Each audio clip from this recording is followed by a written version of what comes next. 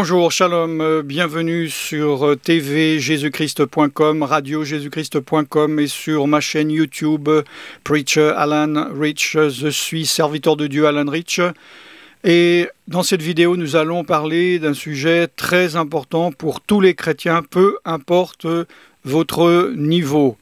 Je vais expliquer comment entendre la voix de Dieu lorsque vous êtes devant une situation où vous n'avez jamais entendu Dieu, vous n'avez jamais entendu parler de Dieu. Et pour ceux qui me suivent, j'ai parlé dans des vidéos précédentes, où j'ai dit, mettez-vous devant Dieu, écoutez Dieu. Il y a un nombre assez impressionnant de personnes qui m'ont dit, mais de quoi parlez-vous? Je n'ai jamais entendu parler Dieu, je ne savais même pas que cela pouvait se faire. Cette vidéo est en deux parties. La principale est justement pour vous qui entendez, peut-être avez-vous entendu Dieu seulement certaines fois dans votre vie, ou jamais, ou très rarement. Et j'ai rajouté en fait une partie, parce que le Saint-Esprit m'a dit de le faire, qui se trouve donc en deuxième partie, où je vais parler également pour les chrétiens plus mûrs, qui ont l'habitude d'entendre la voix de Dieu. Donc cela concerne des chrétiens mûrs, cela concerne des disciples, des serviteurs, des servantes de Dieu, des chrétiens mûrs. Et je vais donner quelques témoignages également pour ces personnes. Donc, qui que vous soyez, et peu importe le niveau où vous en êtes, écoutez bien cette vidéo, elle est longue, j'en fais pas souvent des longues en public, mais ceux qui veulent apprendre, investissez vraiment du temps. Donc je vous laisse voir la première partie, puisque là j'enregistre après avoir fait la première partie, et je reviens en fin de vidéo pour la deuxième partie. Bonjour, shalom, je suis serviteur de Dieu Alan Rich. Dans cet enseignement vidéo, je vais vous dire comment connaître la volonté de Dieu pour vous, comment entendre la voix de Dieu, comment être certain que ce que vous faites est la volonté de Dieu, comment est-ce que Dieu peut parler, parle-t-il à tous de la même manière. Je parle dans un contexte particulier, nous sommes en été 2021 et sur la Terre il y a un virus et un choix de se faire vacciner ou pas, et il y a une grande confusion. J'ai fait déjà plusieurs enseignements, des études bibliques profondes sur comment connaître la volonté de Dieu, se trouve sur tvjésuschrist.com uniquement, pas en public. Mais pourquoi maintenant j'en fais une en public? C'est un message, c'est un enseignement, pas vraiment une étude biblique. Ce qu'il faut comprendre, que toutes les décisions que nous devons prendre n'ont pas les mêmes conséquences, mais il y a des décisions, et là c'est le cas, de prendre la décision de ne pas se faire vacciner et éventuellement être atteint du Covid, ou de se faire vacciner, avoir des problèmes, des complications avec le virus, c'est un choix qui peut amener à la mort. Or, tous les choix, et en général, les choix qu'on a à faire ne mènent pas forcément à la mort. Si je suis dans ma cuisine et que je veuille aller dans la pièce d'à côté, je n'ai pas besoin de demander à Dieu de jeûner, de pleurer, et de dire, tant que tu me dis pas que je peux aller dans la pièce d'à côté, je ne bougerai pas. Donc il y a des choses où Dieu nous laisse la liberté, parce que on a du discernement. Dieu, si vous êtes croyant, est votre Père. Alors peut-être vous n'avez pas d'enfant, mais je ne suis pas prophète, je suis presque sûr que vous avez été un enfant.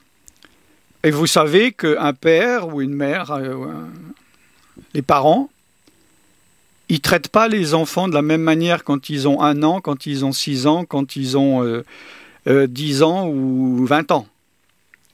Parce que la personne mature, elle va grandir, elle va réaliser par elle-même ce qu'elle peut faire ou pas faire, elle va connaître le bien du mal, le danger du non-danger. Et moins une personne est mûre, plus il est enfant, plus on doit lui dire, ou voire de lui donner des interdictions, des obligations, pour le protéger de lui-même, parce qu'il n'a pas le discernement pour. Donc il y a des choses qui, à moi par exemple, il peut me dire « non, ça, non, fais pas ça, fais pas ça, fais pas ça », et à mon voisin, il ne va pas lui dire, parce que mon voisin, il sait déjà qu'il ne doit pas faire, parce qu'il a compris pourquoi. Dieu a une volonté pour chacun. Et la volonté de Dieu n'est pas de nous faire du mal, ce n'est pas pour nous contrôler, c'est pour notre bien. Et Dieu étant notre Père, il y a des choses qu'il sait mieux que nous. Il y a des choses où moi je vais me dire, il y a une route, elle fait 10 mètres de large, elle est 10 km de long, il n'y a pas une personne, il n'y a pas une chèvre, il n'y a pas un poulet, il n'y a pas une voiture, il n'y a pas un policier. Je vais essayer d'aller à 300 à l'heure. Qu'est-ce qui peut m'arriver? Je suis... Voilà. Donc c'est un raisonnement, à la limite, qui peut être valable. Mais il peut y avoir un danger caché, il peut y avoir des choses que je ne sais pas. Et si je suis dans l'écoute de Dieu, Dieu peut me dire, vas-y pas. Donc, si je suis habitué à obéir à Dieu, si je suis habitué à la voix de Dieu, je vais obéir. Je ne vais pas contester avec Dieu. Si je suis immature, je vais dire, je sais mieux que Dieu. Qu'est-ce qu'il en sait, Dieu? Et je vais y aller, et là je vais comprendre pourquoi Dieu m'a dit de ne pas y aller, parce qu'il y aura un problème. C'est pas que c'est merveilleux, c'est fantastique, et Dieu veut m'empêcher d'y aller, c'est qu'il y a un danger, il veut me protéger. Donc il y a si on est dans une attitude d'obéissance à Dieu, ça veut dire que on a une attitude de confiance. On sait que Dieu est là pour notre bien et pas pour notre mal. Si on est rebelle, on va se dire « Oh Dieu, pourquoi tu veux toujours m'empêcher de faire des choses que j'aime ?» Alors justement, il faut voir si les choses que vous aimez sont bonnes pour vous ou pas. Des choses paraissent bonnes, mais elles sont mauvaises. Peut-être à long terme, mais peut-être à court terme, des choses qui paraissent mauvaises sont bonnes. Pour entendre la voix de Dieu, il faut avoir une attitude déjà de soumission et d'obéissance envers Dieu. Il faut qu'un jour, vous vous soyez mis devant Dieu et dit « Seigneur, voilà ce que... » Enfin, l'idéal, c'est « Je te donne ma vie. Aide-moi, guide-moi, j'ai confiance en toi et je vais t'obéir. » Et de plus, tous les jours, remettre la journée entre les mains du Seigneur, et le plus possible, dans les choses que l'on fait, Seigneur, je me mets devant toi. Le plus souvent, être dans la présence de Dieu. Ainsi, quand on est dans la présence de Dieu, on s'approche de Dieu. La Bible dit « Approchez-vous de Dieu et il s'approchera de vous ». Et non pas attendez que Dieu s'approche de vous pour s'approcher de lui, parce que c'est nous qui nous sommes éloignés de lui et non pas lui qui s'est éloigné de nous. Donc, il ne s'agit pas d'une décision intellectuelle. « Ok Seigneur, je t'obéis de faire une confession mécanique, mais au fond de votre cœur, c'est non jamais. » C'est si vous avez en ce moment, maintenant, l'attitude de cœur de dire « Seigneur, j'ai confiance en toi et je veux te suivre, je veux écouter ton esprit. L'Esprit de Dieu nous guide dans toute la vérité. L'onction de Dieu nous enseigne de plusieurs manières. Si nous sommes à l'écoute et dans l'obéissance, Dieu va nous parler. S'il sait que nous n'allons pas écouter, que nous n'allons pas obéir, il ne va pas nous dire quoi faire. Comment Dieu parle-t-il? Comment Dieu nous fait part de sa volonté? Il y a plusieurs manières. Par exemple, dans Job 33, 14 à 18, je pense que vous connaissez surtout la Louis II, mais ce n'est pas la bonne traduction, mais ça parle bien par contre. Dieu parle tantôt d'une manière, tantôt d'une autre, et on n'y prend pas garde. En fait, le texte, c'est Dieu parle une fois et deux fois, et on n'y prend pas garde. On voit dans la Bible, j'ai expliqué dans les études bibliques, que souvent Dieu parle 3 fois. Et après, il arrête si on n'obéit pas. Il y a certaines choses, évidemment, où, pour des choses importantes, par exemple pour nous convaincre de péché, de justice, de jugement, pour un danger qui est sur nous très grave, il peut évidemment nous parler des années et nous, on résiste pendant des années.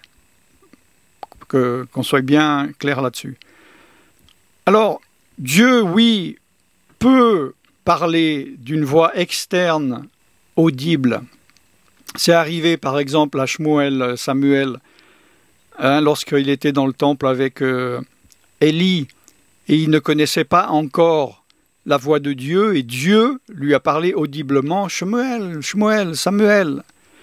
Et il a cru que c'était Élie qui le parlait, il était le voir, « Oui, non, je t'ai pas appelé, va te recoucher, laisse-moi tranquille ». Une deuxième fois, « Non, mais retourne ». Et la troisième fois, Élie a compris. Et il a dit, « La prochaine fois que tu entends cette voix, dis-lui, oui Seigneur, je suis ton serviteur, qu'est-ce que tu veux me dire ?» Pourquoi? Parce qu'il est dit, il ne connaissait pas encore la voix de l'Éternel. Malgré qu'il était dans la présence de l'Éternel, vu qu'il vivait et dormait dans le temple, et il était à côté de l'arche de l'Alliance et de la Ménorah ici. Donc Dieu peut parler comme ça, mais c'est très rare. Là, à froid, ça ne m'est jamais arrivé. Dieu peut parler avec une voix intérieure, c'est-à-dire des mots. Et ça, Dieu me parle souvent comme ça. Alors, je ne sais pas votre expérience, mais moi, c'est toujours à l'essentiel. C'est le minimum syndical d'une phrase. Il n'y a pas de fioriture, il n'y a pas de grande explication, parce qu'il n'y en a pas besoin. C'est Seigneur, est-ce que je peux faire ça, machin? Non, n'y va pas. Non, arrête ça. Ce qui ne veut pas dire que Dieu ne parle pas, il ne peut pas dire des choses plus complexes. Il peut parler par des songes. Alors les songes, c'est délicat parce que, premièrement, il faut que... Et moi, j'ai parlé avec énormément de personnes qui n'ont pas compris ça. Quand il y a un songe de Dieu, il y a 2 parties. Il y a le songe lui-même et l'interprétation, la compréhension du songe. En même temps, je vous parle qu'il peut parler par une vision. C'est la même chose. Le songe, c'est pendant le sommeil. Une vision, pendant le sommeil. Pendant la journée, je suis réveillé, mais j'ai une vision, c'est comme un rêve, c'est le même principe. Et il faut une interprétation. Combien de personnes, dans les lignes d'aide, etc., ou lors des séminaires, me disent j'ai eu une vision ou j'ai eu un rêve, je me suis vu dans une grotte, j'ai vu une vache, j'ai vu un avion décoller, un avion s'écraser, j'ai vu une montagne. Qu'est-ce que ça veut dire? Voir, j'ai vu une montagne, donc moi je pense que cela veut dire ça, parce que dans la Bible, une montagne veut dire cela. Il y a des livres même d'interprétation chrétien, des rêves avec la signification symbolique de différents éléments. Moi, je dis non. Je dis que si Dieu vous donne, si c'est Dieu qui vous donne une vision ou un rêve, c'est à lui à vous donner l'interprétation. Parce que Dieu n'est pas un Dieu de confusion. Alors, il ne va justement souvent pas donner directement l'interprétation. Parce qu'il veut que vous recherchiez sa volonté ou voir si oh, je m'en fiche, je verrai bien. Parce que les paroles de Dieu sont précieuses et il ne jette pas comme ça en pâture ses paroles. Et il veut que nous recherchions sa face et que nous soyons aussi bien disposés à lui obéir. Et il faut encore savoir si cela vient de Dieu. Parce que dans un rêve, même voire dans une vision, je peux avoir un rêve naturel. C'est-à-dire c'est mon subconscient qui va créer des images. Il peut y avoir des rêves ou des visions démoniaques, sataniques. Et là, on peut aussi se poser, j'ai vu une montagne. Est-ce de Dieu? Est-ce du diable? Est-ce de moi? Que faire de ce rêve? Que faire de cette vision? Comme toujours et pour toute chose, aller le seul endroit où on doit aller devant Dieu, en lui demandant, Seigneur, est-ce que c'est de toi? Si c'est de toi, confirme-moi, explique-moi. Dieu peut répondre d'une manière, si c'est un rêve ou une vision qui ne vient pas de lui, de nous le faire oublier. On voit ça dans la Bible, par exemple, quand Joseph était en Égypte et que le pharaon a eu un rêve, eh bien, sans interprétation, ce rêve ne servait à rien.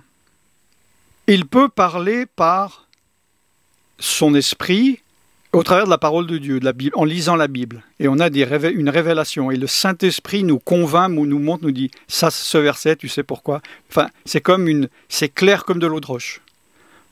Il peut aussi, petit à petit, quand on lit la Bible, verset par verset, en plusieurs jours, semaines ou mois, nous amener quelque part pour nous faire comprendre quelque chose. Évidemment, les chrétiens qui ne lisent pas la Bible, ils passent à côté de grandes bénédictions et dans la présence de Dieu, parce que quand on lit la Bible, qui est le livre inspiré de Dieu, on est dans la présence de Dieu et le Saint-Esprit peut agir. Ne méprisez pas la lecture de la Bible. Écoutez des prédicateurs, comme beaucoup de gens m'ont dit, « Ah, moi je lis plus la Bible depuis des années parce que j'arrête pas d'écouter des messages où les prédicateurs donnent des références bibliques. » C'est très bien, félicitations, continuez. Mais ça ne remplace pas de la lire. C'est très bien de l'écouter, ça ne remplace pas de la lire. La lire ne remplace pas d'écouter. La viande, c'est très bien. Ça ne remplace pas les légumes, mais ça ne veut pas dire que les légumes ne sont pas bien, parce qu'il y a des choses pourquoi les légumes sont meilleurs que la viande, etc. Donc Dieu peut nous donner des convictions par son Saint-Esprit. Mais là, il peut y avoir un problème. Parce que justement, si je ne suis pas dans l'intimité avec Dieu, dans la présence de Dieu, dans un état de cœur soumis à Dieu d'une manière continuelle, Dieu ne peut pas me parler, ou très peu, ou seulement certaines fois. Et là, il peut y avoir confusion. Ah, j'ai une conviction, mais est-ce qu'elle vient de Dieu? Je ne sais pas. Quand on est dans la communion avec Dieu, on sait.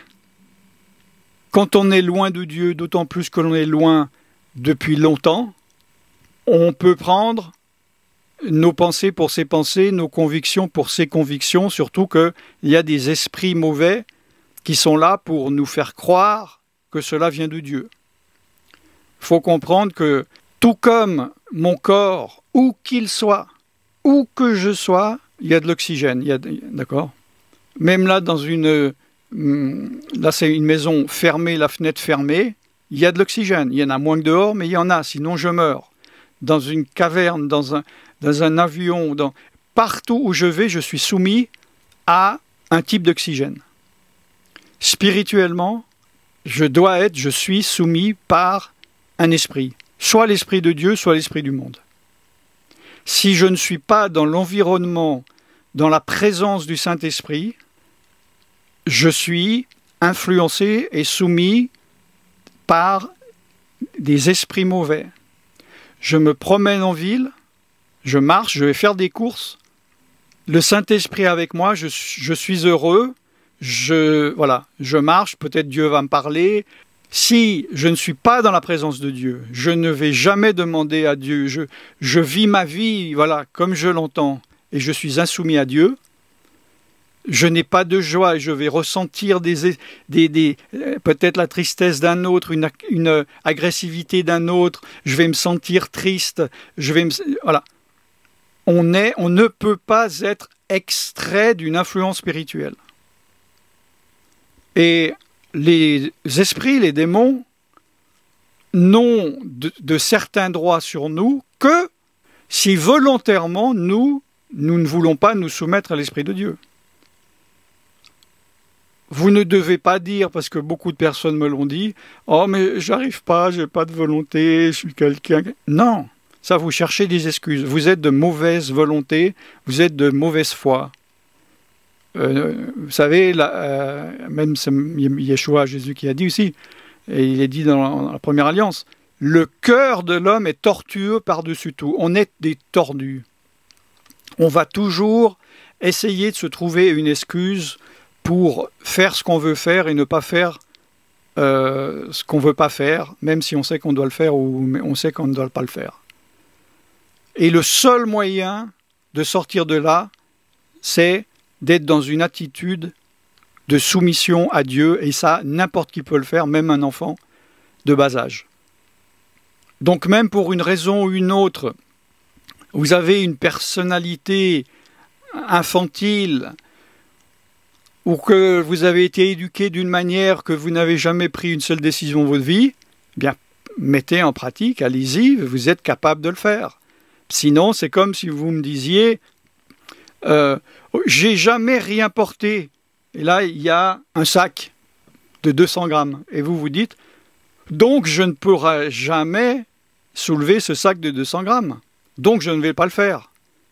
Non.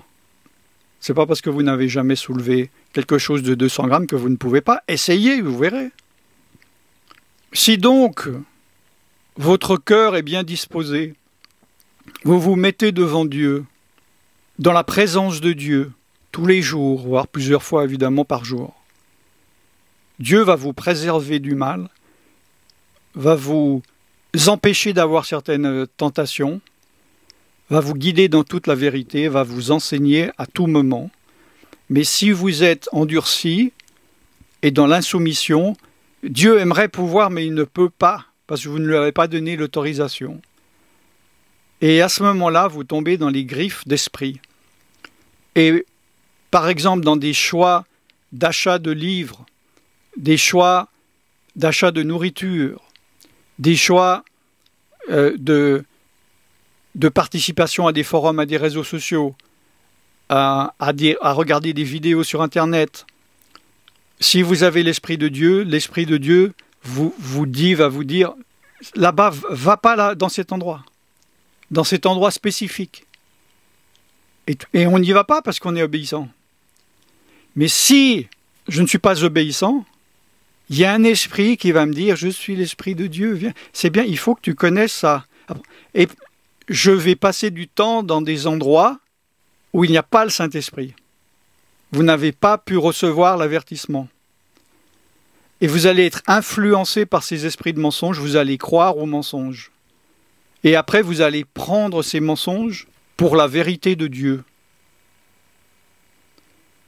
Et ensuite, ces esprits vont faire tout ce qu'ils peuvent pour vous garder et vous empêcher de revenir à Dieu et à l'obéissance. Et plus de temps on passe sous l'influence de ces esprits, plus on est confus, plus on croit que ce qui est vrai est faux et ce qui est faux est vrai.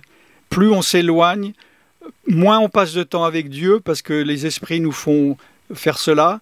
On n'a plus envie de lire la Bible, on s'éloigne des frères et sœurs, de l'assemblée, etc. Ils nous isolent. Et une fois qu'on est isolé, il peut tirer ses flèches et il a réussi ce qu'il voulait. Il peut donc parler par des convictions ou des pensées. Il y a des gens, ils parlent souvent en français, ils disent « j'ai ma petite voix qui me parle sans cesse ». Ça, c'est le même principe. Si vous êtes loin de Dieu, votre conviction ne vient peut-être pas du Saint-Esprit. C'est votre conviction ou la conviction d'esprit mauvais. Ou bien votre petite voix, c'est votre chair ou ce sont des esprits mauvais. Donc, quand on est dans la présence de Dieu, quand on est dans une attitude de soumission, tout est clair et tout est simple, parce que Dieu n'est pas un Dieu de confusion. Il n'y a pas de doute. Il y a des personnes, depuis des années, ils me disent « Va voir tel prédicateur, va voir telle vidéo, allez voir tel conte. Il faut absolument que vous alliez voir, regardez ce que des gens disent de vous, c'est horrible. Il faut que vous vous renseigniez. » Le Saint-Esprit me dit de surtout pas aller dans ces endroits remplis de démons. Mais si je suis charnel, celui qui marche par l'Esprit de Dieu s'affectionne aux choses de l'Esprit, celui qui marche par la chair s'affectionne aux choses de la terre. Si je suis charnel, c'est-à-dire que je ne suis pas spirituel, ça veut dire que je ne marche pas par l'Esprit de Dieu. Parce qu'il ne s'agit pas d'être né de nouveau un jour ou d'avoir l'Esprit de Dieu. Il faut marcher par l'Esprit de Dieu. Ce sont ceux qui marchent dans l'Esprit de Dieu qui sont enfants de Dieu.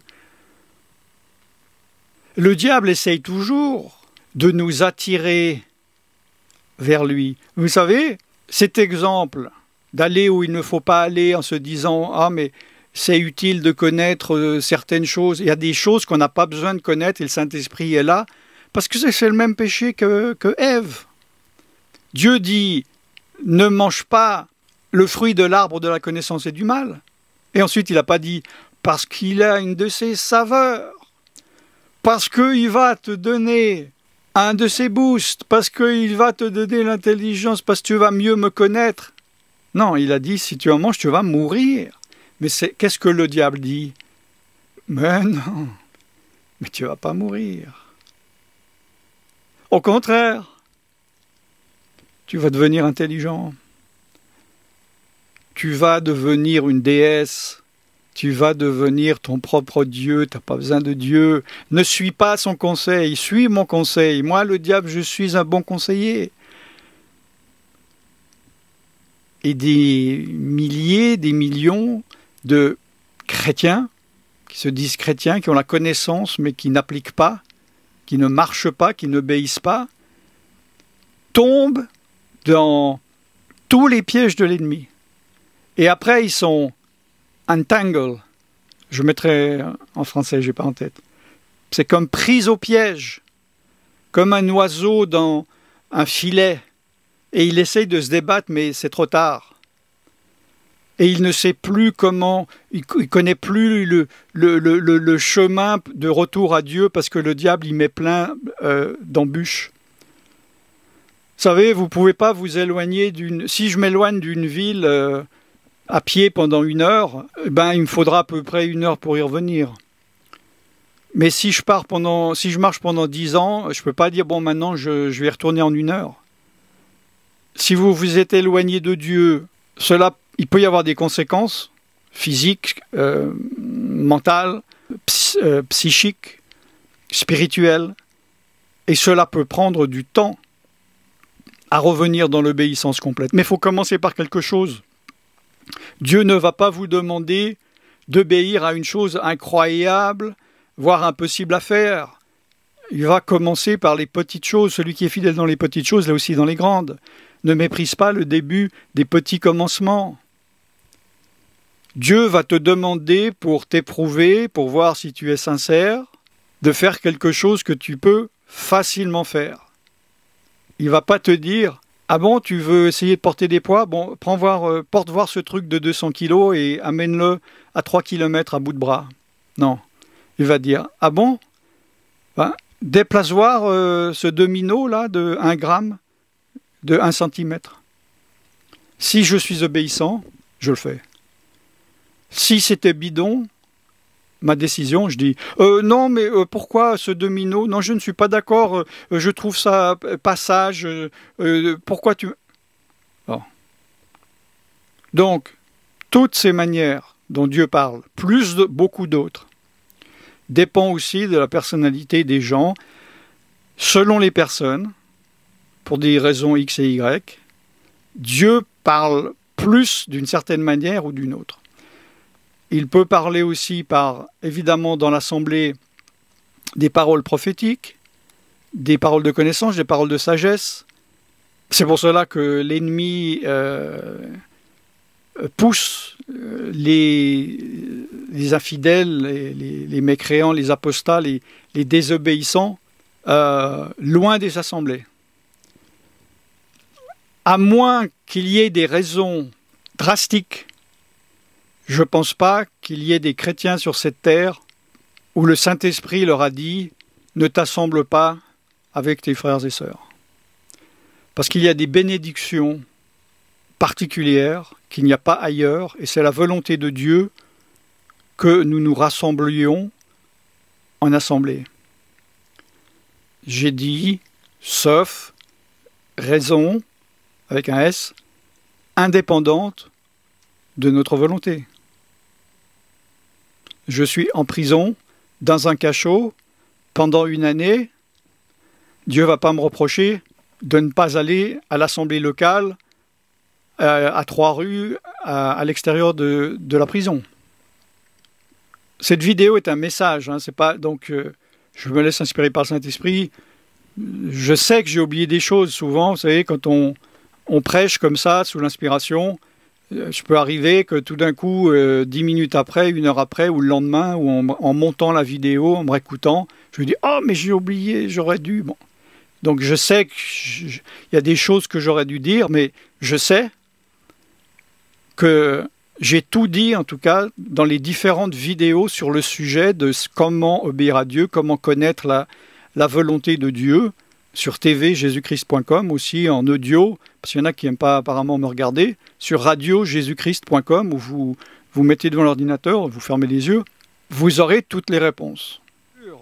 Cette décision que je vous dis de prendre, elle ne doit pas être superficielle, comme je vous dis. Elle ne doit pas être intellectuelle.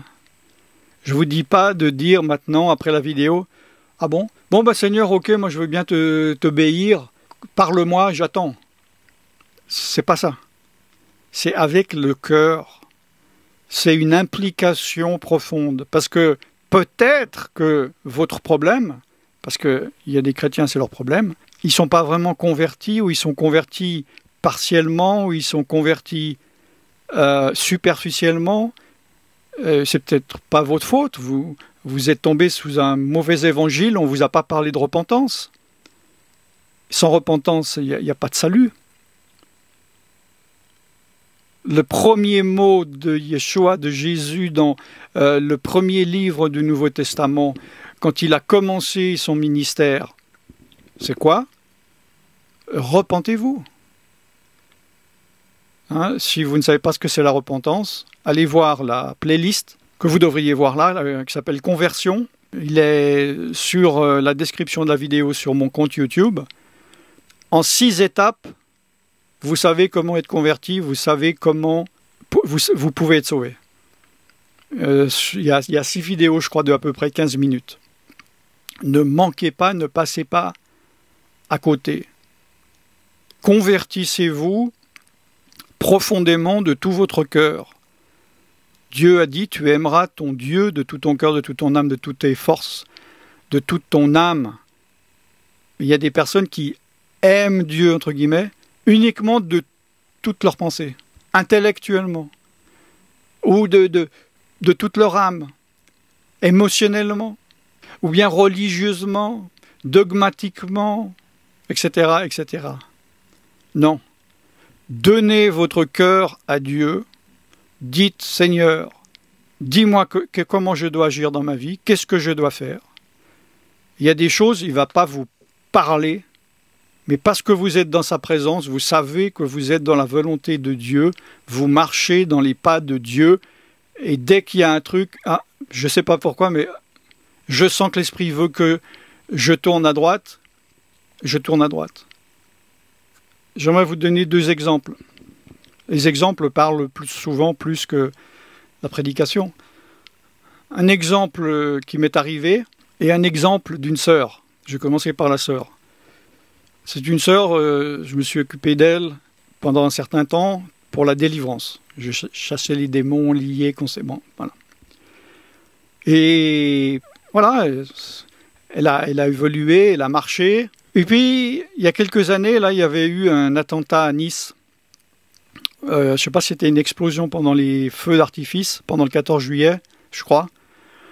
Ou un camion, je ne sais pas, enfin, vous devez mieux savoir que moi, si vous suivez l'actualité.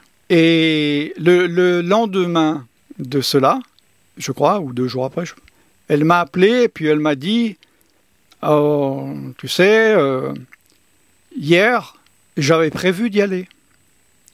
Là où il y a eu l'attentat. Je sais qu'il y a eu des blessés, je ne sais pas s'il y a eu des morts. Mais c'était grave, hein, je sais. Je devais y aller. Avec des copines. Des non-chrétiennes, mais sympas. Et je me suis préparé, apprêté, habillé. Pour arriver là-bas, un peu avant les feux. Et je suis sorti de chez moi. Et j'ai commencé à y aller. Et chemin faisant, elle a dit, il y a quelque chose en moi qui me convainquait, qui me disait, pourquoi y aller? Mais qu'est-ce que tu vas chercher? Elles ne sont pas chrétiennes. Voilà, il y a eu un raisonnement surnaturel qui s'est fait. Et elle a obéi, elle est retournée chez elle. Et elle a évité d'être là. Voilà un exemple concret où Dieu n'aurait pas pu lui montrer ou lui convaincre de revenir chez elle si elle n'était pas, en tout cas, à l'écoute du Saint-Esprit. Moi, dans mon cas aussi, bon, il y a plein. J'ai des centaines d'exemples à la gloire de Dieu. Il y a, à la fin au milieu des années 90, c'était le lendemain de la mort de Lady Di. Donc, peut-être vous savez, peut-être 95, je sais pas, 97, je ne sais pas. C'était un dimanche, il n'y avait personne dans les rues, je marchais, je rentrais chez moi, j'avais rien à faire. Et j'hésitais quoi faire en fait. Je m'ennuyais, pour vous dire. Puis je me dis, en moi, là je suis en train comme ça tout droit de me rentrer chez moi. Puis je me dis, de toute façon demain je dois aller retirer de l'argent à l'ATM, la machine pour retirer de l'argent qui se trouve derrière moi, à 2 roues derrière. Qu'est-ce que je fais? Vraiment, genre, je rentre chez moi, je vais à l'ATM, c'est kiff-kiff, c'est pareil. Genre une sorte de décision sans aucune importance et une sorte de flou incroyable.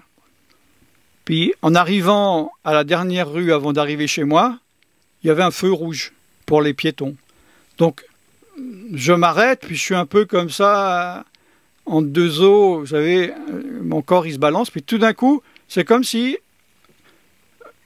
mon corps il est poussé derrière, puis moi je me dis, ouais bon, ben autant aller à ATM. Vous voyez, je veux dire, donc, vous voyez un peu la conviction, quoi. C'était, voilà, surnaturel. Je retourne en arrière, et là, sur qui je tombe? Sur mon père. Vous allez me dire, et alors? Oui, mais mon père, je ne l'avais pas vu depuis 25 ans. Il habitait au Japon. Moi, à cette époque, j'habitais entre l'Europe et l'Asie, mais pas au Japon. Et là, j'ai compris que c'est Dieu qui voulait que je le rencontre. Et il a fait ce miracle de me donner, de jouer avec mon doute, de me faire pencher en arrière, voilà, parce que il savait que je suis ouvert et pas que je suis fermé et que je marchais pas en disant non, je vais chez moi quoi qu'il arrive, même si un ange vient me dire de pas rentrer chez moi, je rentrais chez moi. Combien d'accidents vous avez évité en étant dans l'obéissance de Dieu? Combien de fois vous auriez dû peut-être mourir? Combien de personnes sont mortes, ont eu des accidents parce qu'ils n'étaient pas à l'écoute de Dieu et Dieu aurait bien voulu leur parler, mais il n'a pas pu. Le fait de ne pas entendre, de ne pas pouvoir entendre quelle est la volonté de Dieu, c'est une malédiction. La Bible elle-même dit ils ont des oreilles, mais ils n'entendent pas. Ils ont des oreilles, ils ne comprennent pas. Des gens, ils entendent, ils ne comprennent pas et ils ne peuvent pas se convertir et donc être sauvés. C'est votre choix. C'est votre choix du fond de votre cœur. Et ceux qui sont encore là, grandes félicitations. Vous avez deux attitudes en ce moment. Il y a deux attitudes possibles. Soit vous vous êtes ouvert de plus en plus et vous êtes convaincu parce que je dis que vous allez agir. Soit vous êtes de plus en plus fermé et dire non, non, non, tout ce qu'il dit est faux. Mais bon, la plupart des personnes qui sont vraiment fermées sont déjà parties depuis longtemps. J'ai souvent prêché dans des assemblées dans le monde entier. Donc ce sont des personnes que je ne connaissais pas. J'ai souvent prêché la repentance. Parce que on m'a souvent invité pour de la délivrance. Et je sais que justement, avant de faire de la délivrance, il faut mettre les personnes en condition et qu'ils soient dans une bonne attitude d'adoration, de louange, de soumission, d'avoir confessé leurs péchés avant. Moi, je vous le dis physiquement, quand on est là, alors si vous ne prêchez pas, peut-être ça vous est jamais arrivé, je suis là et devant, j'ai 5 personnes ou 500 personnes, je les vois.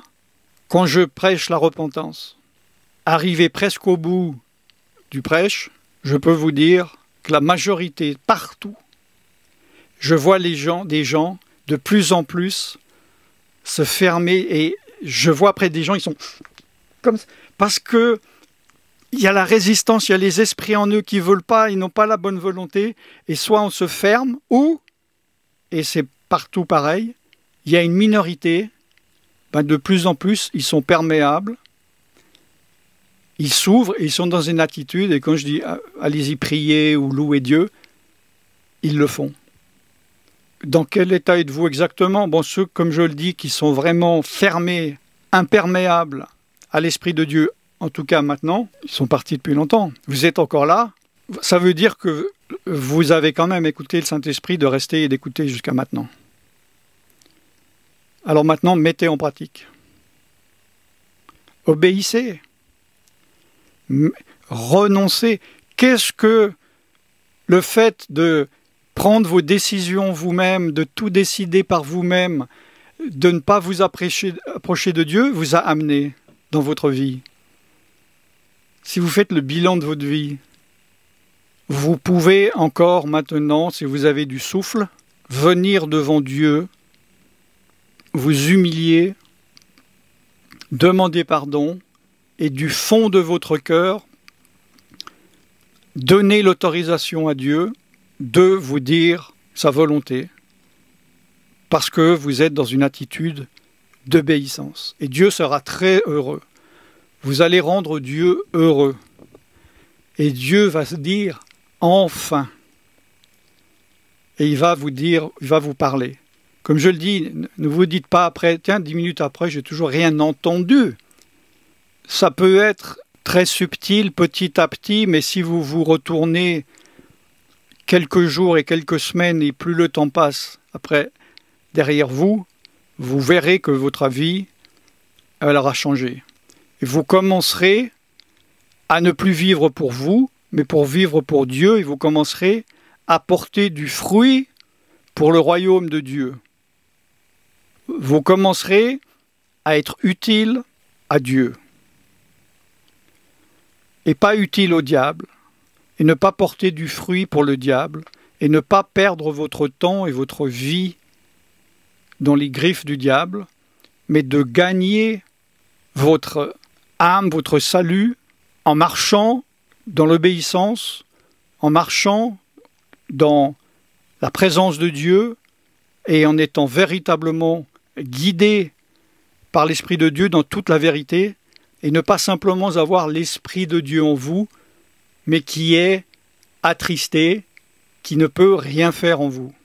Ne savez-vous pas que l'amitié du monde est inimitié contre Dieu? Quiconque donc voudra être ami du monde se constitue ennemi de Dieu. Ou pensez-vous que l'Écriture parle en vain? L'Esprit de Dieu qui demeure en nous désire-t-il avec envie? Mais il donne une plus grande grâce. C'est pourquoi il dit « Dieu résiste aux orgueilleux, mais il donne la grâce aux humbles. Soumettez-vous donc à Dieu, résistez au diable, et il s'enfuira de vous. Approchez-vous de Dieu, et il s'approchera de vous. Nettoyez vos mains, pécheurs, et purifiez vos cœurs, vous qui êtes double de cœur. Sentez votre misère, et menez deuil, et pleurez, que votre rire se change en deuil, et votre joie en tristesse. Humiliez-vous devant le Seigneur, et il vous élèvera. Jacques, chapitre 4, du verset 4 au verset 10. Nous passons donc maintenant dans la deuxième partie. Normalement, la vidéo s'arrêtait à ce moment-là.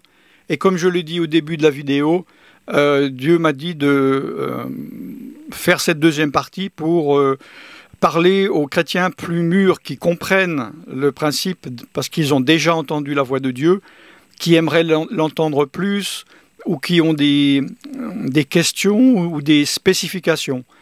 Il n'y a pas besoin d'être prophète pour entendre des phrases complètes de Dieu.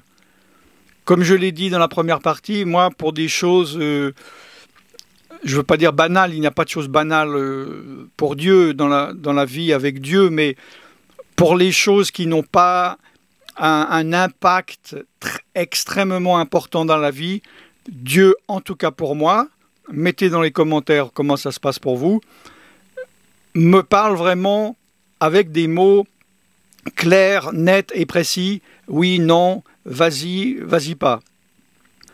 Par contre, lorsqu'il s'agit de choses où il y a besoin de détails, Dieu n'en est pas avare. Je vais vous donner un exemple. Si jamais j'ai déjà donné cet exemple sur tvjesuschrist.com, si vous allez sur la chaîne Disciples, je fais des enseignements pour les chrétiens qui ne sont pas forcément des serviteurs ou des servantes de Dieu, mais qui veulent ou qui servent déjà Dieu, qui ont à cœur d'obéir à Dieu. Et donc ce sont des enseignements plus précis par rapport au service pour Dieu. Il y a donc quelque temps, je prenais un tram. Un tram, c'est comme un bus, mais bon, enfin, ça ressemble à un train. À peu près, je prenais 2 fois par semaine, 2-3 fois, pour aller du même endroit jusqu'au même endroit. Et là, je voyais chaque fois, il y avait un immense slave, très baraqué, très haut, qui chantait, qui jouait de la guitare pour demander de l'argent. Je pensais qu'il était slave parce que ce qui chantait, le type musical et les paroles ressemblaient à du russe ou à du slave. Et un jour, j'étais en train de descendre, j'attendais accroché à la barre devant la porte pour descendre, et je priais. Et j'ai dit, « Oh Seigneur, envoie quelqu'un lui parler de toi. » Saint-Esprit me dit immédiatement, « Ben vas-y toi. » Alors ça ne m'a pas arrangé, mais bon, je dois obéir. franchement, il me faisait un peu peur. Il semblait non seulement physiquement une armoire à glace très haute, très grande, très baraquée, mais il semblait être quelqu'un d'assez agressif.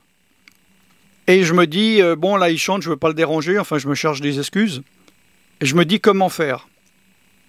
Et le Saint-Esprit me dit, textuellement, rentre chez toi, va sur Internet, recherche des versets de la Bible d'évangélisation en russe. Donc c'est là où j'ai appris qu'il était russe. Imprime-le sur une feuille de papier, mets la feuille de papier dans une enveloppe, mets l'enveloppe dans ta poche, et la prochaine fois que tu le vois dans le tram, donne-lui cette enveloppe. Alors je sais que parmi vous, il y en a, vous n'êtes pas étonnés que Dieu soit aussi précis, et d'autres comprennent parce qu'ils ont déjà vécu cela. Mais si vous voyez dans la Bible, il y a nous voyons plein de choses comme ça où Dieu donnait des directives précises à des serviteurs de Dieu. Voilà, donc cela est biblique et en plus, c'est la vérité. Que fais-je? Je suis déjà soulagé que je n'aille pas y aller directement là, à froid, parce que je n'étais pas préparé.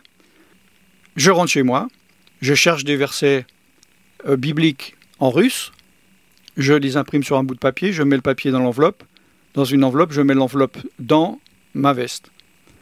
Et comme d'habitude, la fois suivante, je reprends le tram, et alors que ces dernières semaines, il était... À chaque fois que je prenais le tram, il était là. Pour la première fois, il n'était pas là. Alors, humainement, je me dis, Seigneur, pourquoi tu m'as fait imprimer si tu savais qu'il allait plus être là? Est-ce qu'il va revenir? C'est étrange qu'il ne soit pas là. La fois où tu me dis de lui donner une enveloppe. Mais comme j'ai un peu d'expérience avec Dieu, je me dis, je ne m'inquiète pas, de toute façon, tu m'as dit de faire quelque chose, je le fais, tu sais ce que tu fais, je ne vais pas m'inquiéter, moi j'ai mon enveloppe, la prochaine fois que je le vois, je lui donnerai, point final. Et j'ai pris, je crois, au moins 2 fois encore le bus, le tram, sans qu'il soit là. Je commençais à me dire, tiens, peut-être qu'il est reparti dans son pays. Bon, mais je garde l'enveloppe. Et je crois, au bout de la 3e ou 4e fois, il est de nouveau là. Et là, je me dis... Malgré que je n'aie pas envie, humainement parlant, il faut que je lui donne maintenant parce que c'est peut-être la dernière fois. Là. J'ai eu un avertissement, et il sera peut-être plus là la prochaine fois.